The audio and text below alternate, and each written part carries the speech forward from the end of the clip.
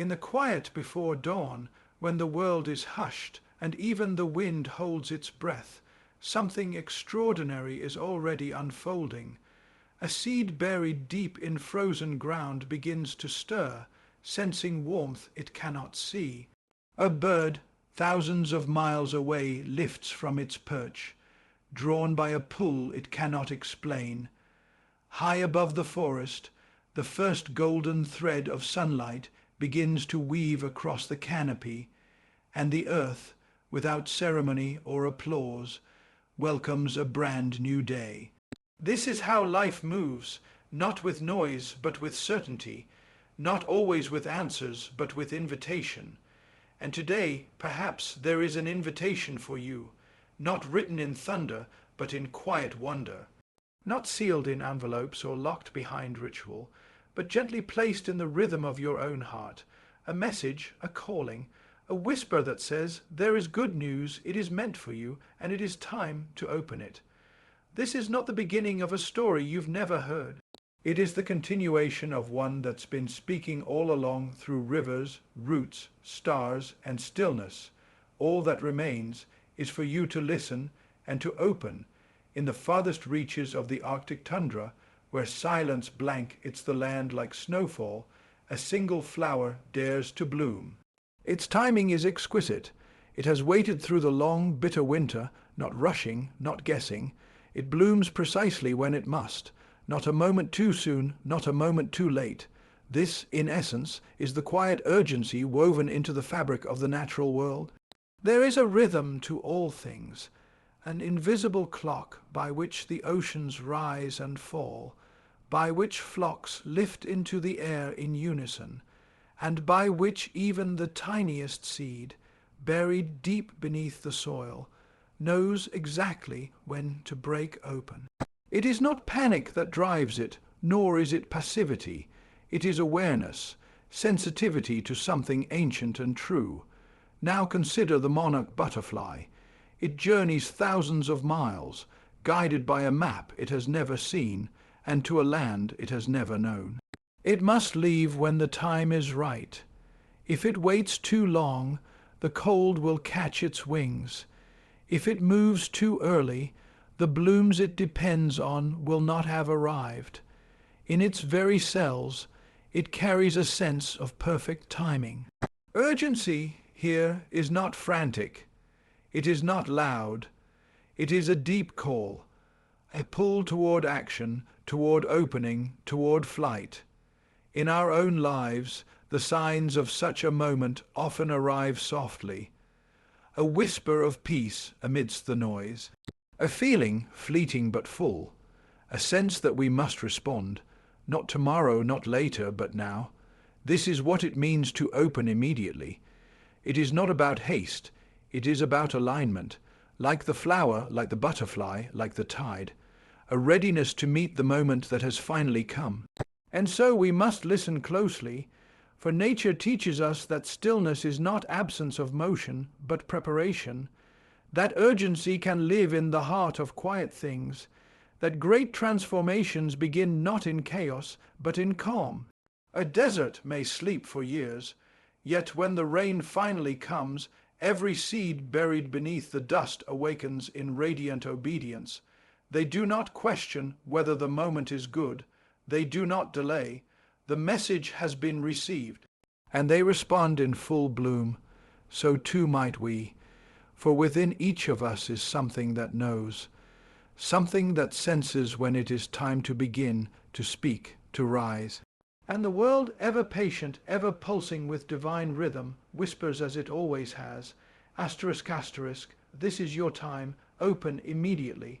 Asterisk, asterisk, in the dense heart of the rainforest, where sunlight drips like gold through the canopy, there lives a creature so unassuming it is almost invisible.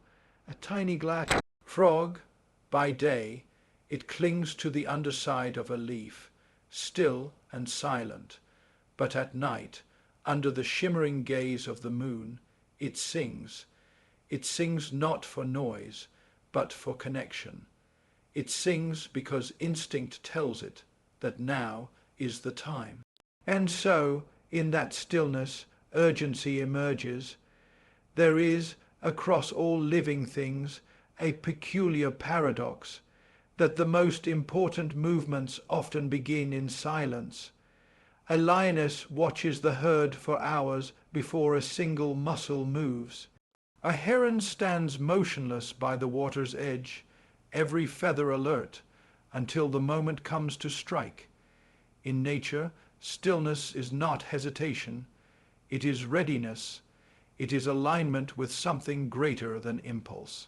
We tend to think of urgency as something chaotic, a frantic scramble, a loud alarm. But in truth, urgency is often cloaked in quiet. It is in the barely perceptible shifts, a sudden wind, the turn of a leaf, a tightening in the chest. It is the whisper before the roar, the tremor before the quake, the nudge of the soul that says, now. Take, for instance, the Arctic tern. It travels from pole to pole, chasing summer across the globe. Its wings beat a rhythm older than maps, older than man, and yet it never hurries. It simply departs, on time every time. Its sense of when to move is not rushed, but deeply informed, timed not by clocks, but by clarity. So it is with life itself. Sometimes a moment arrives, unassuming, quiet. A choice presents itself, a door appears, and within you something knows, this is it, not because everything is perfect, not because you feel ready, but because the world has shifted just so, and the tide now flows in your favor. To ignore that moment is to miss the bloom of a cactus flower that opens for a single night. To delay is to leave the nest too late when the season has already turned. Nature rarely repeats an invitation. She whispers it once and moves on. And so, if you are still, do not mistake it for stagnation. If your world is quiet, do not believe it means nothing is happening. For within that stillness the greatest urgencies arise, not in noise but in knowing, like a seed that senses the moisture in the air, like the whale that hears a distant call, like the human heart waiting for a sign. When it comes, don't ask if you're ready. Asterisk, asterisk, open, move, become. Asterisk, asterisk, for timing, as nature teaches us, is not found in the calendar, but in the soul, beneath the surface of the ocean, in the inky blackness where no sunlight ever reaches, there is life. Strange, luminous creatures drift through the water, pulsing gently like living lanterns. No one told them how to shine. No one explained their beauty to them. They simply do what they were made to do. Here, in the most hidden places of the earth, wonder still speaks. There are messages written everywhere, not on parchment, but on petals, feathers, and wind. The shape of a nautilus shell, spiraling with mathematical perfection. The migratory paths carved into the sky by birds who have never been taught. The dance of bees, each turn and tremble a code older than language. These are not accidents. They are not empty patterns. They are messages, whispers of something greater, something deliberate. A child walks through a forest for the first time and stops to watch a line of ants carry leaves 10 times their size. They do not speak, yet the child senses something extraordinary, a truth, perhaps, that life has a purpose, and even the smallest of things has its part to play.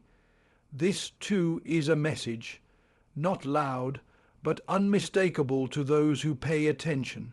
We often expect good news to arrive like a trumpet blast, something dramatic, something unmistakable, but nature has never relied on spectacle. Her truths are hidden in plain sight, waiting for those with eyes to see. A sunrise doesn't shout. It simply arrives, gently painting the world with light, moment by moment. The earth doesn't beg us to notice it. It simply offers, every day, without fail, and consider the leaf. It falls not with sorrow but with grace. Its purpose fulfilled, it returns to the soil, becoming nourishment for what will come next. What looks like the end is, in truth, the beginning. That message is written in every forest, in every season. What you fear as loss may be part of life's unfolding design. In a world of endless distractions, the true messages are often missed. They are not on screens, not shouted by crowds, not flashing in neon. They are in the rustle of grass, in the quiet of snowfall, in the eye contact between two living beings. God's messages, perhaps, are not always sentences. Sometimes they are symphonies composed in birdsong and breeze. And so, when the wind lifts unexpectedly, or a stranger's kindness reaches you at the right moment, or your heart feels moved without knowing why, pause.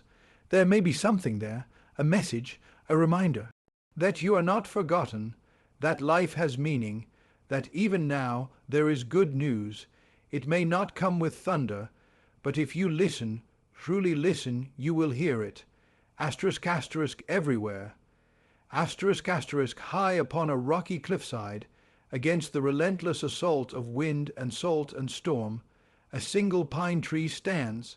Its roots clutch the stone like ancient hands. It should not thrive here. The soil is poor, the elements cruel, and yet it does. Year after year it grows, bent, yes, weathered certainly, but alive. Tall, unshaken, there is something quietly defiant about life, a persistence that goes beyond reason. In the deepest trenches of the sea, where the pressure would crush steel, there are creatures that glow. In deserts scorched by sun, flowers bloom after decades of silence. Just one night, a burst of color against the dust. They do not ask if conditions are perfect. They do not wait for permission. They simply respond to the smallest sign of hope, and that is enough. Hope, then, is not soft. It is not merely comfort.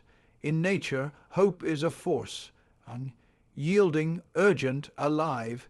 It is the green shoot that cracks concrete, the salmon that swims against the current, drawn upstream by memory older than thought. It is the spider, rebuilding her web each morning, undeterred by the 1,000 times it was torn down the day before. We are taught to admire strength in roars, in dominance, in towering victories, but nature tells another story. True strength is often quiet.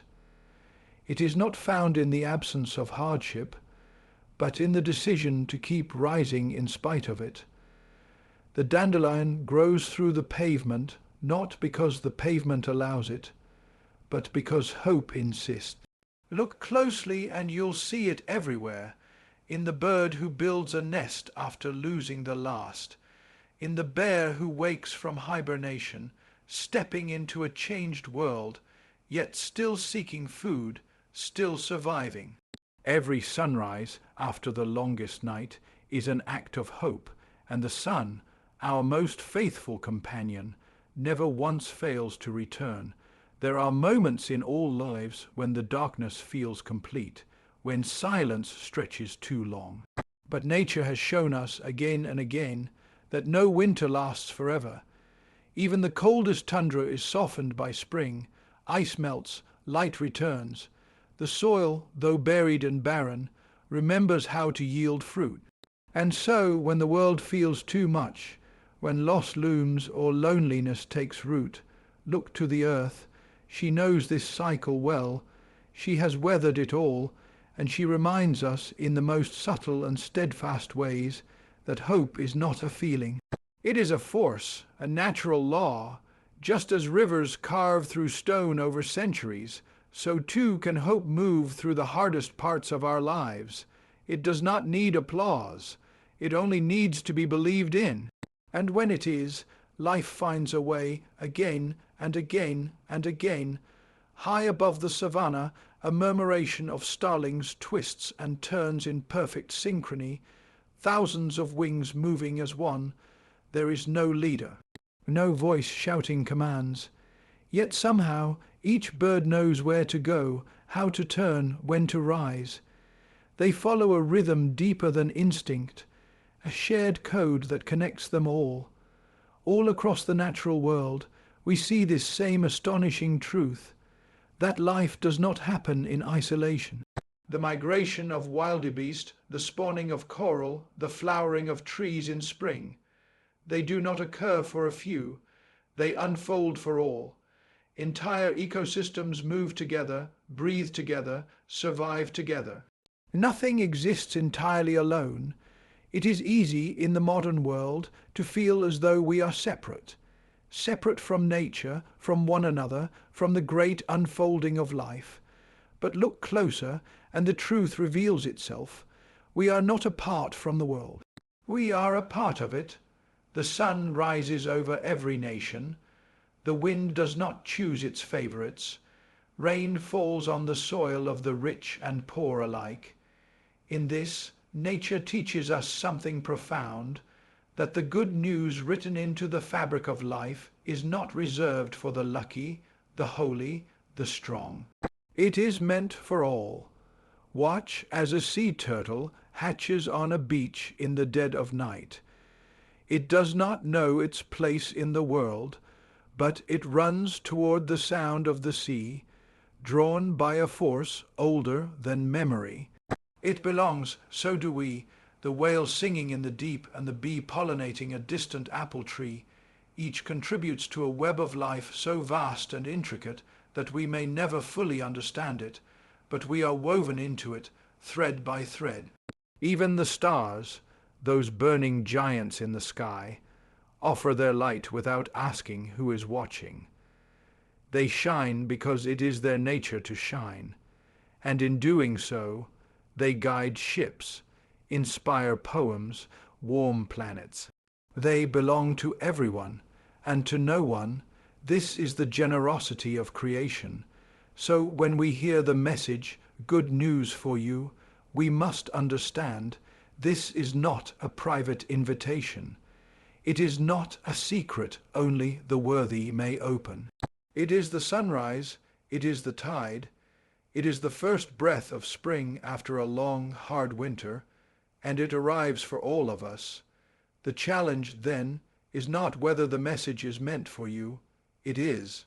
The challenge is whether you can believe it in a world so loud and fractured that such a universal gift could exist. But nature whispers the same truth across every continent and every season. Asterisk, asterisk, you are included. You are remembered, you are a part of this. Asterisk, asterisk, and in that belonging, there is your good news. At the break of dawn, when the forest is still cloaked in shadow and silence, a single sound emerges, the distant call of a thrush. Delicate yet sure, it does not sing because it has been told to. It sings because it senses the light. Long before the sun crests the horizon, the bird knows the day is near. It sings in anticipation. This, we might say, is awareness, not the passive noticing of one's surroundings, but a deep internal attunement to the movement of life itself. Throughout nature, awareness is the difference between survival and loss, between flourishing and fading. A deer on the open plain must sense the faintest change in the wind. A flower must detect the slightest increase in temperature to know when to unfurl. Life pays attention, not in anxiety, but in presence. The same is true for us. We too are born with this inner compass, this quiet sensitivity to the deeper rhythms of life. And yet, how often it is drowned out by noise, distraction, the artificial urgency of machines and minutes. In all of nature, the creatures pause, watch, listen. Only humans must be reminded to do so. Imagine a tide pool left behind after the ocean recedes. In that small basin of salt water, entire worlds teem. Crabs, tiny fish, sea anemones swaying like underwater gardens. But to the untrained eye, it may appear still, even empty. Only the attentive observer sees the life within. So it is with the messages life sends us.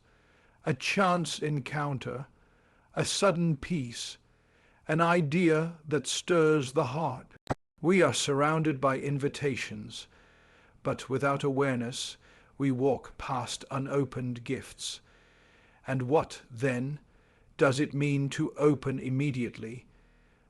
It does not always mean action. Sometimes it means asterisk noticing asterisk. Pausing long enough to see what is already here, the answers, the guidance, the good news. They have not been withheld.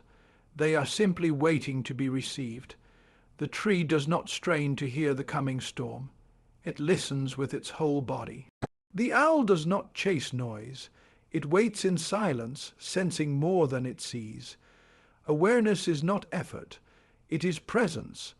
A soft, sacred attentiveness to what asterisk is asterisk. And when we return to this place of still perception, we may realize the message was always near, etched into the bark of time, sung through the pulse of breath, written in the unfolding of each ordinary day. We need not chase meaning, we need only awaken to it. So let us lift our eyes, quiet our minds, and listen, not only with ears, but with spirit. The world, like the forest at dawn, is already speaking. The message has been sent. Asterisk, asterisk, now it is for you to notice, to receive, to open, asterisk, asterisk, and so, as we walk this remarkable planet, beneath skies that stretch beyond knowing, across landscapes etched with mystery and meaning, we are never truly without guidance. The message has always been here. In the rhythm of tides, in the turning of leaves, in the quiet courage of creatures who rise with the sun and rest beneath the stars. Good news for you. The message says, open immediately. It does not come in fanfare or lightning bolts, but in the unfolding of everyday wonder. It waits patiently in the silence between thoughts, in the pauses we so often rush to fill. It is stitched into the pattern of seasons, spoken in the breath of trees, whispered by rivers that know exactly where to go. This message is urgent, yes, but not hurried, like a flower blooming in its perfect time, or a bird taking flight at the precise moment the wind shifts. It calls us not to panic, but to presence, to return. To listen for hope is not a luxury, it is a force. It pushes life through the hardest places. It lifts the fallen, rekindles the dim, and carries even the smallest of us across the widest oceans. And this hope, it belongs to all. There are no chosen few. The sun rises for everyone. The stars shine on every roof. The good news does not knock on one door, it beats in every living thing, waiting for you to notice. So pause, look. Listen open, not your hands but your heart, because the message is here, because the time is now, because the one who wrote it for you, good news for you, open immediately.